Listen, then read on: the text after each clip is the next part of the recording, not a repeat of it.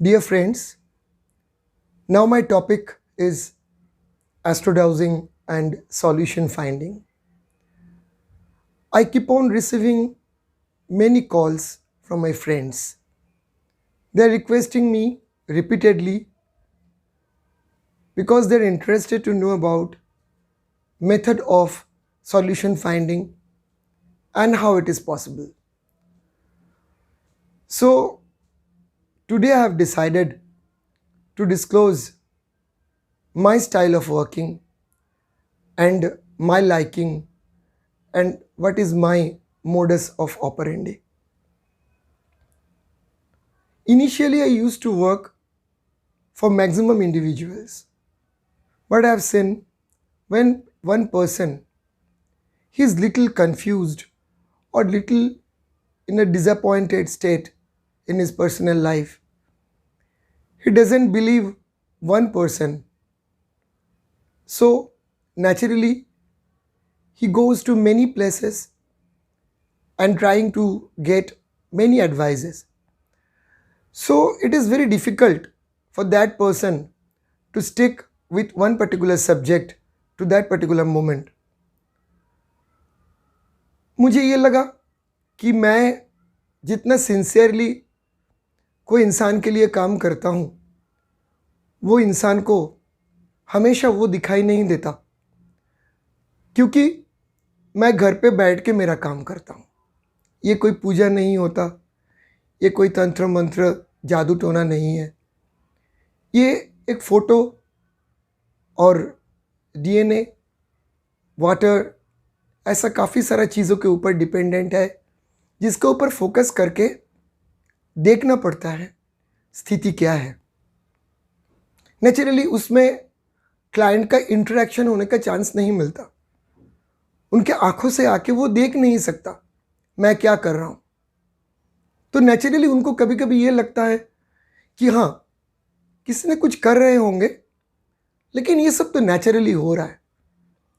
But yes, सब कुछ naturally होता है. प्रकृति माता का कृपा से ही सब कुछ होता है, गुरु तत्व का आशीर्वाद से ही सब कुछ होता है. लेकिन उसके लिए भी कभी कभी मेहनत करना होता है. नेगेटिविटी को निकालना और पॉजिटिविटी को इम्पोज करना या तो इंजेक्ट करना, तो उनके ऊपर पॉजिटिव एनर्जी को बढ़ाना, ये एक सिस्टम के तहत होता है. जिस तरह से हम लोग कुंडलिनी जागृत करते हैं या कुंडलिनी शक्ति को हम लोग बढ़ाने लगते हैं, उसी तरह से पॉजिटिव एनर्जी को भी हम लोग सिस्टमेटिकली बढ़ाने लगते हैं. उनके अंदर जितना पॉजिटिविटी आएगा, उतना उनके स्वयं के ऊपर कॉन्फिडेंस भी बढ़ेगा और उतने अच्छे ढंग से वो उनका जो पॉजिटिव चीज़ें हैं, उनके अंदर जो खूबियाँ हैं, वो उनके सामने प्रकट होने लगते हैं. हम लोग जब डिमोरलाइज्ड होते हैं, हम लोग जब दुखी हो जाते हैं, तो हम लोगों को उस वक्त कुछ भी पॉजिटिव नहीं दिखाई देता, कुछ भी पॉजिटिव समझ में नहीं आता. चारों तरफ सिर्फ अंधेरा ही अंधेरा नज़र आता है और हम लोग हाथ पैर मारने लगते हैं, 10 जगह पे जाते हैं. सॉल्यूशन खुद के अंदर रहता है. सॉल्यूशन बहुत सारा हो सकता है, लेकिन उसके ऊपर निरीक्षण करना, कंसंट्रेट करना बहुत ज़रूरी होता है. तो ही वो दिखाई देता है और रास्ता अपने आप खुलने लगते हैं. लेकिन दिमाग को शांत करके उस स्थिति में लेके आना, उसके लिए भी एक प्रक्रिया होता है. लेकिन मैं खुद देखा, कंफ्यूज स्टेट में लोगों के अंदर एकदम कंसंट्रेशन नहीं रहता, धीर स्थिर रहने का जो स्थिति होना चाहिए वो नहीं रहता. धीरे धीरे मुझे एहसास होने लगा कि मैं जो टाइम यूटिलाइज करता हूँ, उसका एक लिमिटेशन है. This time is not unlimited. 24 घंटे का एक दिन होता है, मुझे इससे ज़्यादा वक्त नहीं मिलता. लेकिन वो टाइम को मुझे ढंग से डिस्ट्रीब्यूट करना है. अगर एक इंडिविजुअल के ऊपर मैं काम करता हूँ और वो इंडिविजुअल के अंदर पेशेंस नहीं होता, या तो उनको समझ में नहीं आता, या तो वो प्रॉपरली रिपोर्टिंग नहीं करते, मुझे कभी कभी लगता है कि मेरा वक्त नष्ट हो रहा है, क्योंकि मैं भी एक साधारण इंसान हूँ। मेरा भी पसंद नापसंद रहता है, लेकिन लोगों को वो समझ में नहीं आता, जिसके कारण मैं डिसाइड किया कि ऑर्गेनाइजेशन के ऊपर ज़्यादा फोकस करना बेहतर रहेगा। जो खुद के बारे में सोचते तो डेफिनेटली है, लेकिन खुद से भी ज़्यादा कोई भी ऑर्गेनाइजेशन के बारे में ज़्यादा सोचते हैं, उनको बड़ा देखना चाहते हैं। और एक ऑर्गेनाइजेशन के साथ डायरेक्टली इनडायरेक्टली बहुत लोग इन्वॉल्व रहते हैं। कोई भी टीचर जब क्लासरूम में जाते हैं, उनका पसंदीदा 2 3 4 स्टूडेंट रहते हैं, जिसके ऊपर उनका एक आशा रहता है, कॉन्फिडेंस रहता है कि ये रिज़ल्ट अच्छा लेके आएगा। ऑलवेज़ ये नहीं होता कि जितना स्टूडेंट है सारे के सारे स्टूडेंट अच्छे रिजल्ट करेंगे, ये हम लोग उम्मीद भी नहीं करते। हम लोग फुटबॉल मैच या क्रिकेट मैच में भी देखते हैं कि कुछ स्टूडेंट्स, कुछ प्लेयर्स दे परफॉर्म वंडरफुली। अगर हम लोग अर्जेंटीना टीम देखेंगे, उसमें बहुत बड़े बड़े प्लेयर थे, लेकिन माराडोना अकेला बहुत बड़ा लोड लेके टीम को बहुत आगे लेके जाते थे। आज हम लोग मेसी के अंदर भी वो देखते हैं, जिसके ऊपर उम्मीद भी बहुत रहता है। हम लोग अगर क्रिकेट में देखेंगे, सचिन तेंदुलकर, सौरव गांगुली, ऐसे बड़े बड़े प्लेयर थे जिनके ऊपर लोग बहुत ज़्यादा डिपेंड करते थे, जिसका परफॉर्मेंस अगर ख़राब होता था तो सपोर्टर लोग बहुत हताश होते थे, निराश हो जाते थे। वैसा ही जो कोच है, ऑलवेज ऐसा ज़रूरी नहीं है कि वो कोच बहुत बड़ा प्लेयर हो, लेकिन वो जब गाइड करते, उनको पता होता है उनका तुरुप का इक्का कौन है और कौन उनका मन के हिसाब से उनका काम परफॉर्म करके आएंगे। तो वो हिसाब से सिलेक्शन करना काम का, ये मैं शुरू किया। और आज मैं गिना चुना ऑर्गेनाइजेशन के लिए काम करता हूँ, गिना चुना इंडिविजुअल के लिए भी काम करता हूँ, जिसका सपना बड़ा हो, जो बड़ा कुछ करना चाहते हैं। बहुत सिलेक्टिव ढंग से मैं मेरा काम करने का जो क्षेत्र है, जो पैरामीटर है, उसको चूज़ करता हूँ, क्योंकि मुझे पता है हर इंसान उतना बड़ा लोड लेने का कैपेबल नहीं होते हैं। हर इंसान का भरोसा, विश्वास, कॉन्फिडेंस मेरे सब्जेक्ट के प्रति उतना हो भी सकता है, नहीं भी हो सकता है। इसीलिए मुझे भी सिलेक्ट करने का ज़रूरत होता है कि मेरा जितना बफर जोन है उसको मैं किस तरह से इस्तेमाल करूं। आज के डेट में मेरे पास जो भी साधन है और मेरे पास जो भी फ्रेंड्स है, मेरा क्लाइंट्स है, मैं कंटिन्यू बहुत क्लोजली उनका मूवमेंट को मेरे एस्ट्रोडाउजिंग के ज़रिए ऑब्ज़र्व करता हूँ। इतना तक कि मुझे अगर वो गाली भी देते हैं तो भी मुझे समझ में आता है।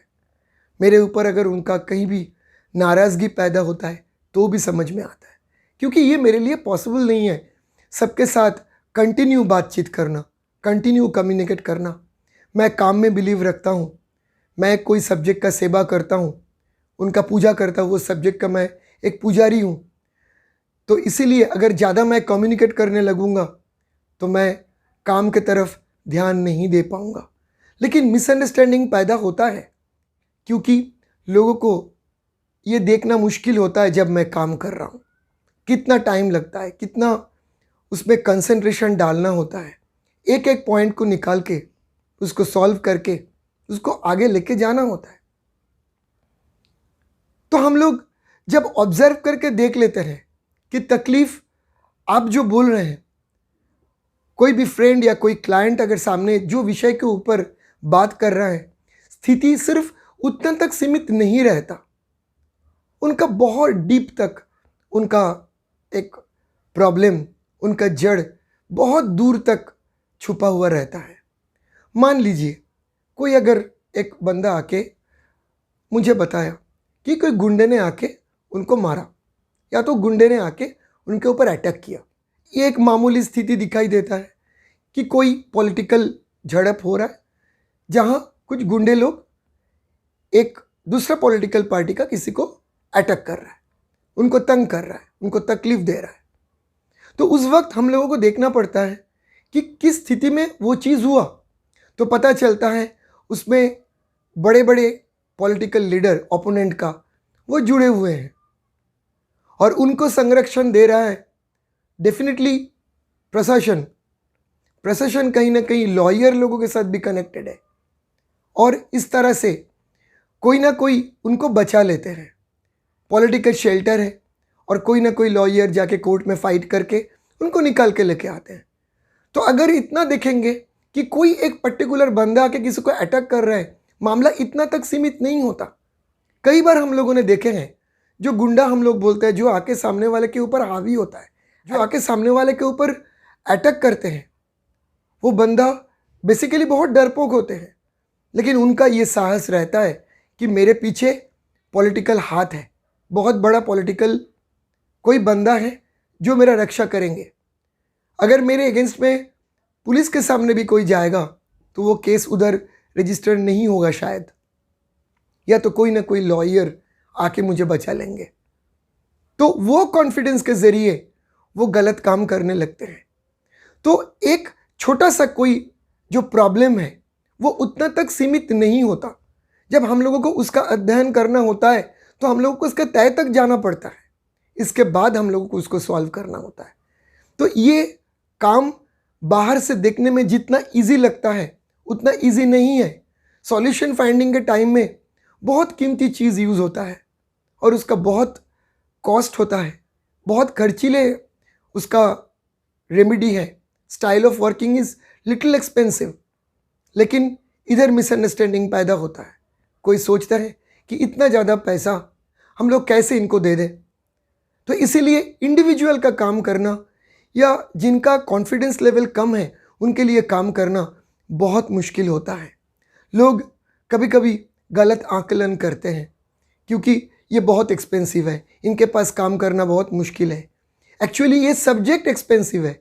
एकाएक चीज़ के ऊपर वर्क करके ही आगे जाना होता है।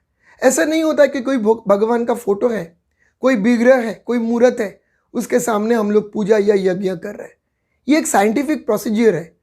उसमें सामने वाले का या वो एरिया का एक एक कोने का आकलन करना, उनको स्कैनिंग करना ज़रूरी होता है।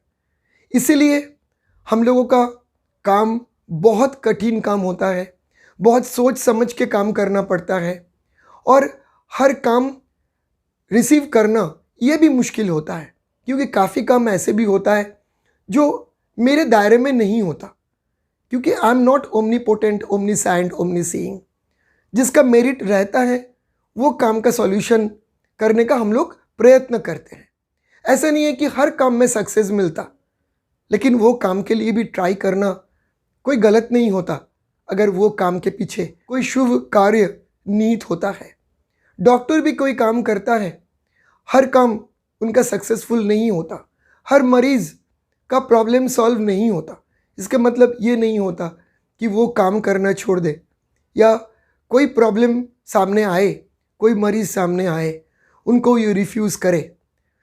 जितना भी पॉसिबल मुमकिन तरीका है, हर तरीके से काम करना पड़ता है।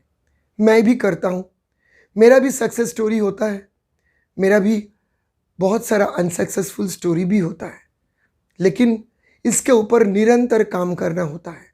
ये 24/7 काम करना पड़ता है। इसमें डे नाइट ऑब्जर्वेशन ज़रूरी होता है।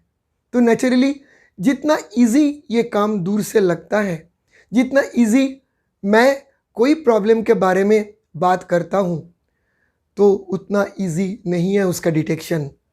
मेरा ये निवेदन रहेगा मेरा फ्रेंड्स लोगों से कि मेरे ऊपर अपेक्षा रखे, लेकिन मेरे सब्जेक्ट के ऊपर भरोसा रखे। I try to justify my subject as much as I can. ये वीडियो ख़त्म करने से पहले कुछ वास्तु टिप्स मैं देना चाहता हूँ।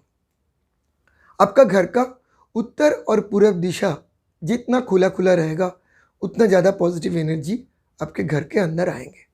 दक्षिण और पश्चिम दिशा जितना बंद रहेगा उतना नेगेटिव एनर्जी को आप अंदर आने से रोक सकते हैं। पॉजिटिव एनर्जी उतना ज़्यादा आपके घर के अंदर सुरक्षित रहेगा।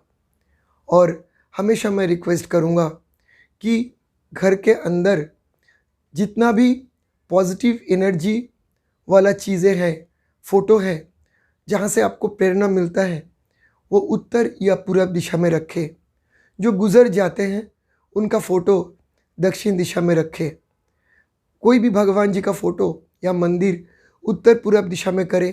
बच्चे लोगों को उत्तर पूरब दिशा वाला घर पे पढ़ाई करने के लिए बिठाएंगे तो उनका पढ़ाई अच्छा रहेगा।